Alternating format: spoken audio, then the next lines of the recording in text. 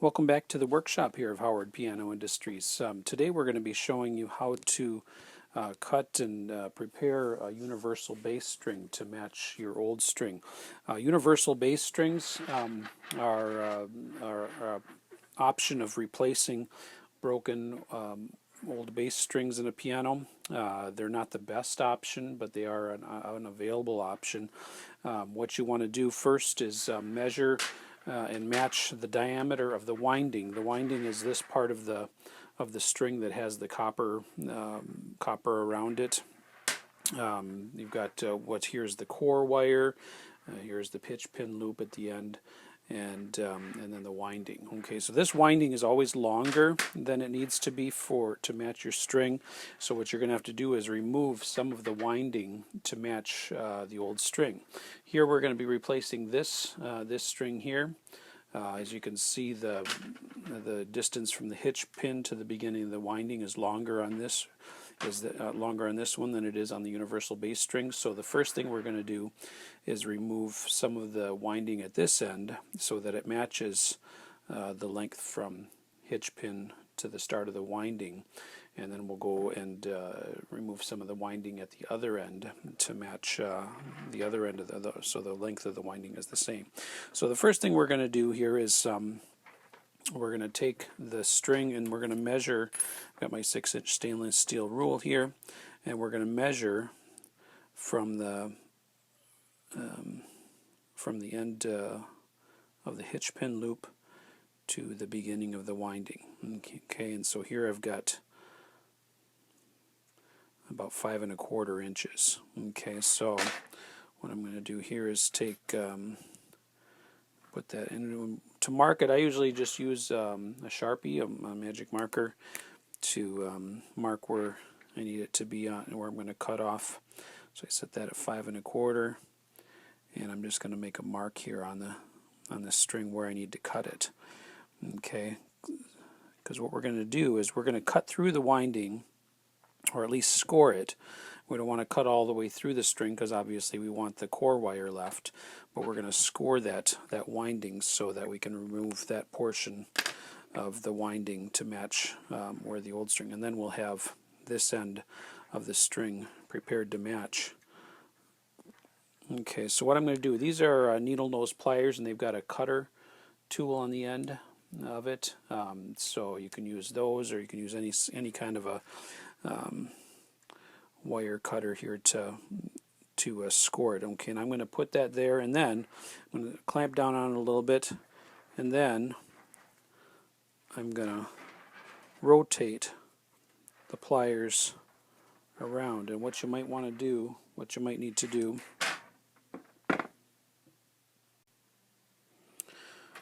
now what I'm going to do is I'm going to hold this part of the wire with one pair of pliers. Okay, you don't want to squeeze that too tight, but just tight enough so that it'll hold, so that I can cut the, find where my mark is there.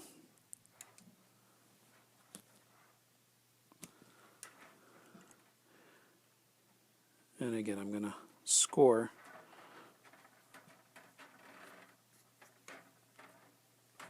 the wire here with my cutters.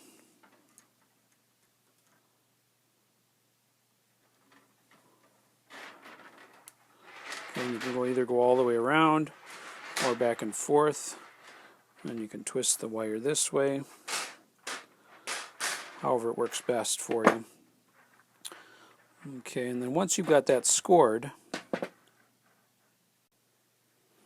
what you can also do is squeeze it just a little bit.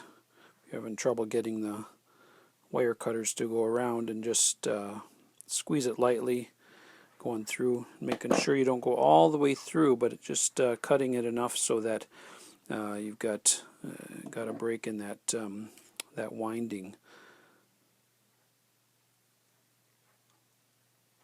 Okay, then the tricky part then is getting a hold of the end of this coil.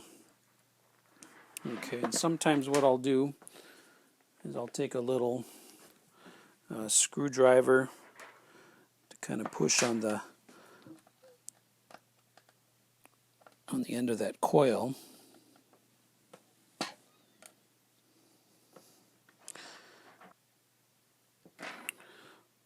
So once you've got enough coil showing that you can pull that off. Now this one's a little bit thicker than the average one, so the coil's a little bit stiffer. But once you get it started here, it's not too bad. And then what you're going to do is you're going to unwind that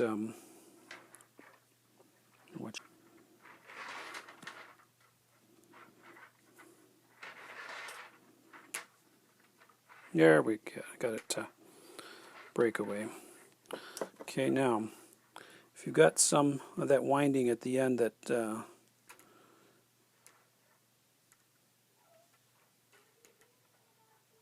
is sticking up, you want to make sure you squeeze that down around the core wire. So, okay, but now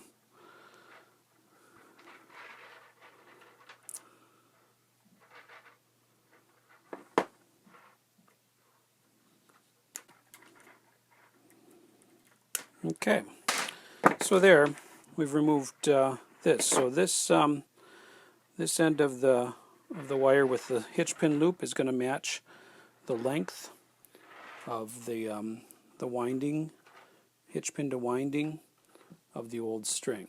Okay, so you can see that those match now. Then what we're going to do is take the other end of the string. Okay, what I'm going to do here with the string that I'm trying to duplicate, the old string, is I'm going to measure the length of the winding. Okay, so I'm going to measure from this end of the start of the winding all the way down to this end. This end of the start of the winding. Okay, so what I'm going to do is I'm going to lay out my tape measure here. Okay, and if I can get this all in the video here, but I'm going to measure so that, and I'm going to want to make sure I stretch the wire taut so that it doesn't have any curves or kinks in it. What I can see is that the length of this winding is 34 inches. So what I want to do is take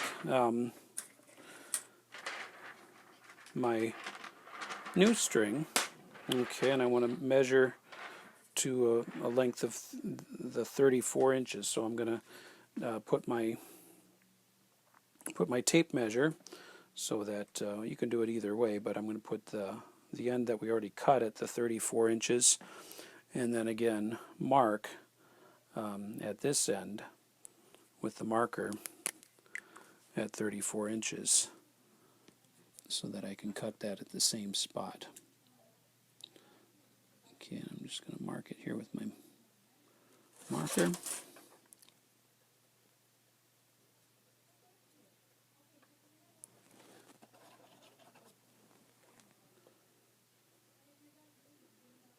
There we go.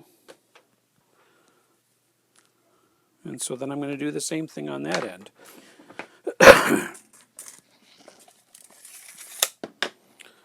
Then I'm going to score.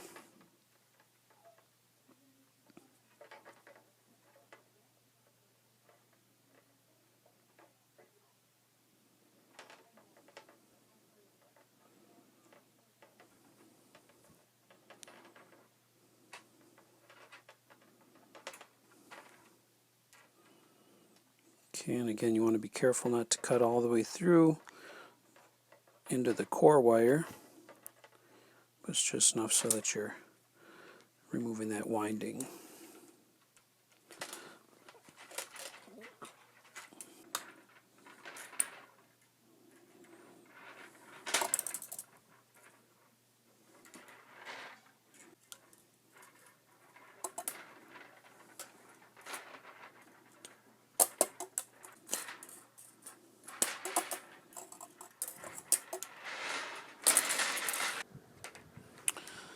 So there we've gotten to the end of where we scored the wire. I didn't show you the entire time I was unwinding that because it's a time-consuming process and it would have taken up a lot of unnecessary video time. But as we can see here, we've cut it off to where it needs to be to match the length of the winding of the old string.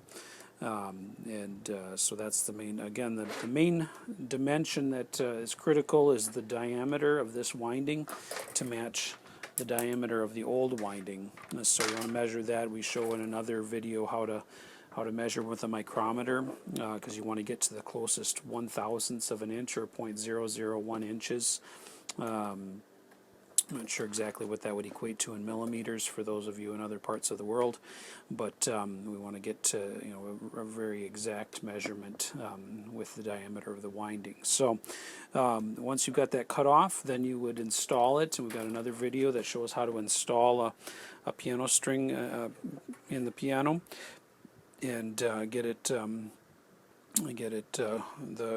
the end of the wire that goes on the hitch pin. You'd hook on the hitch pin loop, or the loop on the hitch pin, and then attach the other end to the tuning pin, as we show again in another one of our videos. So that's kind of going through the process. Again, universal bass strings aren't the best option for bass string replacements, but they are available, and in some instances are a viable option, but it is a lot less work, and you get much better results with a custom bass string because the length of this winding comes out to the measurement that you need to already. The thickness of the core wire is already the same, and so forth. So, but if you're using a universal bass string, that's the procedure you go through to get you to the point where it's the right length for the winding. But if you have any questions, feel free to visit our website. It's howardpianoindustries.com.